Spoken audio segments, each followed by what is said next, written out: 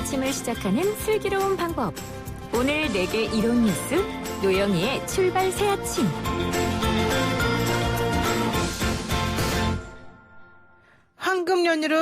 황금 연휴를 모두들 들떠있는 상황에서 화재로 인한 안타까운 소식들이 사실은 같이 들려왔었습니다. 사망자 38명이 발생한 경기 이천 물류창고 공사장 화재, 그리고 강원 고성의 대형 산불. 정말 너무 안타깝죠. 봄철 화재 위험 경보가 켜졌는데요. 화재 예방과 관련해서 자세한 얘기를 한번 나눠보도록 하겠습니다. 우석대 소방방지학과 공화성 교수 연결돼 있습니다. 교수님 안녕하세요. 네, 공화성입니다. 사실 교수님 별로 이렇게 인터뷰하면 안 되는데요, 우리가. 맞습니다. 그래도 열심히 한번 해보겠습니다. 이천 물류창고 공사장 화재 현장에서 주말 동안 현장 수색이 2차례 있었죠? 네. 근데 아직 화재 원인이 나오지 않았다면서요? 네, 화재 원인은 사실은 정밀 감식을 보이고 있기 때문에 시간이 좀 걸릴 수도 있습니다. 최대 한 달까지도 걸릴 수가 있기 때문에 네. 지켜봐야 될 것 같은데요.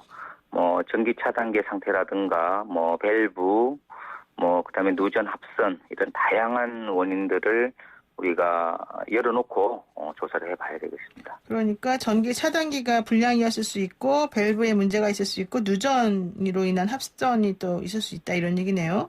네네. 그런데 지금 그 3일 경기 남부지방경찰청 그 수사본부에 따르면은 과학수사요원 15명을 투입해서 2층에 대해서 2차 정밀수색에 나섰다고 하는데도 이게 좀 제대로 수색이 되는지를 모르겠습니다. 수색에 조금 시간이 좀 걸리는 것 같습니다. 지하 2층에 잔해물들이 많이 내려앉았기 때문에 네. 그 잔해물들을 일일이 파헤치면서 이런 것들을 화재 감식을 벌이다 보니까 시간이 좀 걸릴 것으로 예상이 됩니다. 그런데 사실은 저는 좀 깜짝 놀란 게 이천 물류창고 화재 그러면 예전에도 한번 이런 일이 있었지 않았어요? 네, 2008년도에 있었죠. 네, 그때랑 거의 유사한 방식이다 이런 얘기 나오던데 이거 왜 그러는 겁니까? 맞습니다. 지난번에도 추정이긴 하지만 2008년도에도 우레탄 폼에 인화성 전기가 유출이 돼서 폭발이 일어났다 이런 얘기가 있는데요. 네. 그래서 그 이후에 사실은 냉동창고에 스프링클러도 설치하고 소방 시설을 상당히 강화는 했습니다. 또한 샌드위치 패널 같은 경우도 예전에 단지 스티로폼만 사용을 했었는데 네. 그 이후로 난연 스티로폼을 사용하도록 이렇게 규제도 하고 그렇게 하고 있었는데 그럼에도 불구하고 안전조치가 미흡한 것으로 생각이 됩니다. 예를 들어서 우레탄 폼에 대해서는 크게 규제를 하지 않았고 네. 또 이 난연 스티로폼의 샌드위치 패널에 난연 스티로폼을 사용한다고 하더라도 이게 또 가짜들이 많이 유통이 된다고 합니다. 가짜가요? 예, 그래서 그런 단속들에 대해서 우리가 철저하게 관리를 했는지 이런 것도 되돌아봐야겠습니다. 그러니까 이번에 2020년에 일어난 이천 물류센터 화재는 사실 2008년도 12월에 있었던 GS 리테일 서이천 물류창고 그 사고하고 사실은 거의 똑같다. 샌드위치 패널로 옮겨붙은 그런 화재 사고였는데 불꽃이.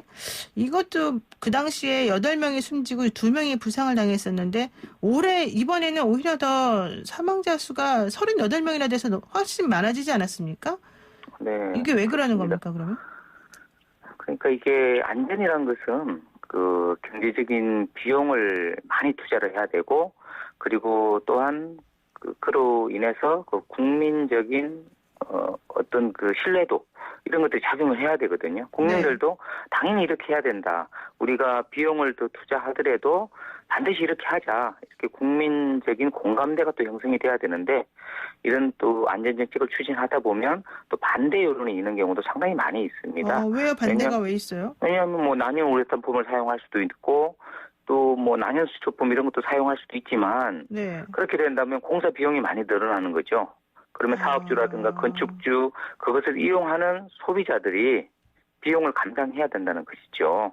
그래서 우리 사회에 그런 안전에 대한 투자 비용을 얼마나 우리가 생각할 것인가 이런 것이 또 사실 문제가 될 수가 있는 것입니다. 결국은 돈이 문제다. 이제 이런 얘기를 할 수밖에 없는 건데요. 시공사에서는 이런 얘기를 하네요. 안전관리 10명을 공사 현장에 배치한다라고 우리는 신고도 했었다. 근데 그렇다면 관리자가 10명이나 되는데 왜 38명이나 목숨을 잃어? 이게 좀 뭔가 문제가 있는 거 아닙니까? 예, 오늘 언론사의 또 보도에 의하면 안전관리자 10명을 공사 현장에 배치한다고 했는데 네. 그 사망자는 한 명도 없었다는 것입니다. 어, 다시 말해서 네. 안전관리자가 그 장소에 있었느냐, 없지 않았지 않느냐 이렇게 네. 판단을 하는 것이죠. 아직까지도 현장에서는 이 안전관리자가 불필요한 존재라고 생각하는 경향이 상당히 많은 것 같습니다. 안전관리자가 교육도 시켜야 되고 그러다 보면 안전관리 수칙도 제대로 지켜야 되는데 그렇게 하다 보면 공사 진행이 더뎌질 수밖에 없다는 것이죠. 그러다 보니까 이런 안전관리자를 형식적으로 배치하지 않느냐 이렇게 생각을 합니다. 그러니까는 안전관리자 10명을 배치한다고 신고는 했는데 실제 그들이 가서 안전관리를 했는지도 잘 모르겠고 안전관리자가 불필요하다고 생각하는 그런 뭐 여러 가지 정서나 이런 것들 때문에 실제 일을 제대로 못했을 가능성이 있다. 이렇게 보는군요. 네, 맞습니다. 또 이제 안전관리뿐만 아니고 사실은 안전관리자를 그 현장에 배치하지 못하는 어떤 다른 상황도 한번 생각해 볼 필요가 있을 것 같습니다. 그게 뭐가 있습니까? 우리나라 공사 현장의 문제가 최저가 낙찰제도 그리고 또 원하청 구조. 그래서 이거 하청을 줄 때 또 최저가로 낙찰을 하지 않습니까? 네. 그러다 보면 하청업체에서는 거기서 또 마진을 남겨야 되는 거예요.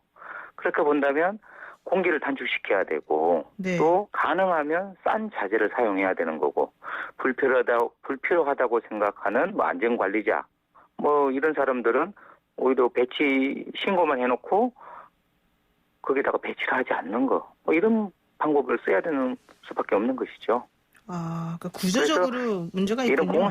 공사 단가도 네. 최저가 낙찰이 아니고 적정 단가로 책정을 하되 네. 공사가 제대로 이루어지도록 이런 하는 정책을 해야 되겠습니다.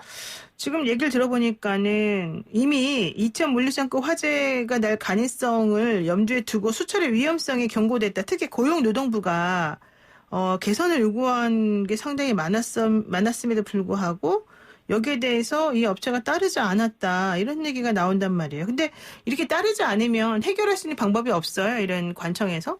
근데 그 이후에 이제 그 공사를 중단시킨다든가 이런 것들을 할 수가 있었을 텐데 네.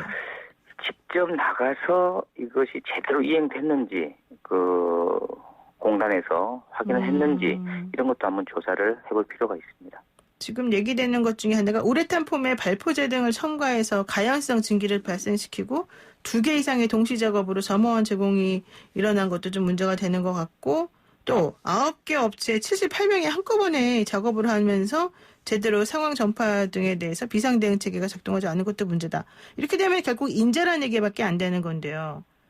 앞으로 어떻게 이걸 해결해야 될까요? 일단은 그 안전관리자 문제도 조금 더 말씀을 드리면 네. 안전교육을 제대로 시키도록 사업주나 이런 시공업체에서 여건을 마련해 줘야 한다는 것입니다. 그러니까 그 선진국 같은 경우는 안전관리자에게 그 무소불위한 강력한 권한을 줍니다. 네. 안전은 문제가 된다면 아무리 급한 공정이라고 하더라도 안전관리자가 중단시킬 수가 있고요. 네. 그다음에 안전관리자가 지시하면 어느 사업주라고 하더라도 반드시 따르는 이런 문화가 정착이 돼야지 이런 앞으로 대형 사고 이런 위험한 사고들을 줄일 수 있을 것이라 생각합니다. 그러니까 우리는 안전관리자들이 뭐라고 얘기해도 안 듣는군요, 말들을. 그렇습니다. 그리고 사업주가 이거보다 공기가 더 중요하다. 공사를 빨리 진행해야 된다. 이렇게 하면 안전관리자가 전혀 힘을 쓰지 못하고 있는 그런 상황입니다. 아, 그렇군요. 또 하나, 지금 지난 1일에 고성에서 산불이 일어나지 않았습니까? 네. 주택에서 시작된 불이라는데 어떻게 이렇게 불이 커졌을까요?